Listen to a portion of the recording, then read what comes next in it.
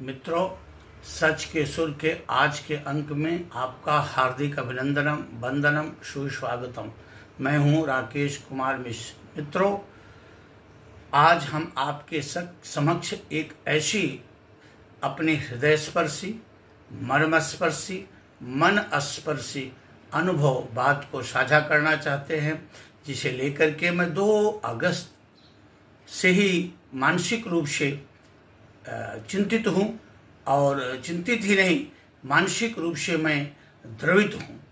तो मित्रों, हुआ कुछ यूं, 2 अगस्त माननीय प्रधानमंत्री भारत सरकार यशस्वी मोदी जी काशी पधारे। विमानतल पर आपके स्वागत के लिए वीआईपी लोगों की 17 वीआईपी लोगों की, मेहनी लोगों की एक लिस्ट बनी। इस मेहनी लोगों में हमारी महामहिम गवर्नर, हमारे कर्मयोगी मुख्यमंत्री योगी जी, प्रदेश अध्यक्ष भाजपा, अन्य तमाम महत्वपूर्ण नेतागण थे। इन 17 लोगों में 3 नाम ऐसा था जिसने मेरे हृदय को प्रभावित किया, और मैं इस स्थिति को, जिसमें मुझे रामत तो नजर आया, वो आपके साथ साझा करना चाहता हूँ। ये तीनों नाम, एक मिष्ठान वितरक राजकुमार आहूजा जी, एक विजय यादव जी चाय की दुकान चलाने वाले, और एक सौरभ गुप्ता जी जिनकी पान और पानी की दुकान है। आप बताइए, हमारे यशस्वी प्रधानमंत्री सबसे मिलते हुए इन तीनों लोगों के पास आते हैं और सर्वाधिक समय देते हैं, एक एक से उनका कुशल क्षेम लेते हुए उनके धंधे की बात करते हैं, उनके धंधे के विकास की बात करते हैं। मैं ये मानता हूं, हमारे प्रधानमंत्री जी हमारे मर्यादा पुरुषोत्तम भगवान राम नहीं है, परंतु कहीं न कहीं हमारे मर्यादा पुरुषोत्तम भगवान राम की कुछ झलक इस घटना में अवश्य दिखाई देती है, जब वो भगवान राम हमारे निषाद राज को अपने वनवास के दौरान अपने पास बैठाते हैं, उनसे गले लगते हैं। इसका इतना ही नहीं, वो जब शबरी के जूठे बेर खाते हैं, चोटिल रावण से युद्धरत होते हुए घायल गिद्धराज जटायु को वो अपनी गोद में रखते हैं। यही नहीं, इसके पहले भी कुछ ऐसी घटनाएं घट चुकी हैं जिससे मोदी जी की उस संवेदनशीलता का परिचय चलता है, सामान्य मानवकी के प्रति उनके हृदय में जो उत्कट भाव है, जो उनके मन में प्यार है, प्रेम है, उसकी झलक इसके पहले हम देख चुके हैं।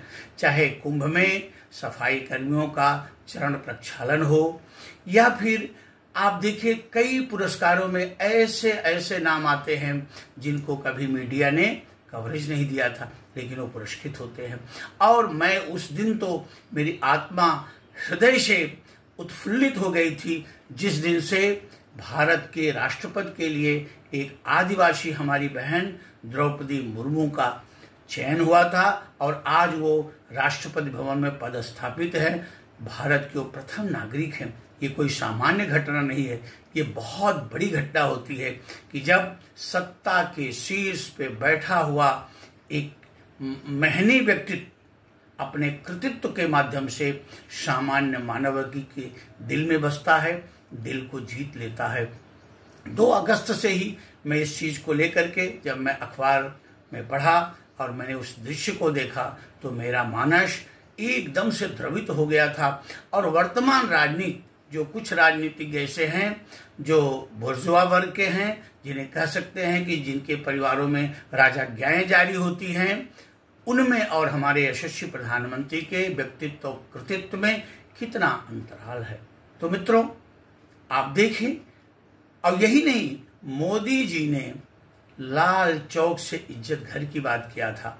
जब उस समय हमारे प्रधानमंत्री जी ने इज्जत घर की बात किए थे, तो मैं स्वयं हक्का बक्का हो गया था। लेकिन आज ये स्थिति है कि पूरी दुनिया, हिंदुस्तान ही नहीं, पूरी दुनिया हमारे प्रधानमंत्री जी का उस बयान का, और उस बयान के बाद जो घटनाएं घटी, उसका यशोगान कर रहा है। साथ ही साथ आप देखिए, जनधन की जब बातें आई थी, जनधन खाते के माध्यम से आज तमाम जन कल्याणकारी योजनाओं का जो हमारे हमारे हिंदुस्तान के भाइयों का है डायरेक्ट बेनिफिट उनको मिल रही है। तमाम ऐसी योजनाएं जो जन कल्याणकारी योजनाएं हैं वो सीधे सीधे खाते में आ रही हैं और आज ग्राउंड पर जमीन स्तर पर उन सारी योजनाओं को अमली जामा। हाँ, हमारे यशस्वी प्रधानमंत्री जी से और हमारे कर्मयोगी मुख्यमंत्री जी से एक निवेदन भी है कि कहीं न कहीं इसमें आड़े हमारी निरंकुश नौकरशाही आ रही है, जिससे जो चीजें जनता के पास पहुंचनी चाहिए या जनता के साथ जो व्यवहार होना चाहिए उसमें कहीं न कहीं भ्रम है। और उस भ्रम को देखने के लिए, उस भ्रम को तोड़ने के लिए, भ्रम का जो एक जाल बना हुआ है उसको विच्छेदित करने के लिए मैं इस वीडियो के माध्यम से अपने यशस्वी प्रधानमंत्री जी से और कर्मयोगी मुख्यमंत्री जी से मैं निवेदित भी हूं। तो मित्रों, आज के अंक में बस इतना ही। आप इसको देखें, सुनें, सब्सक्राइब करें और अपने अनमोल विचारों से हमें अवगत कराएं। जय हिंद, जय भारत।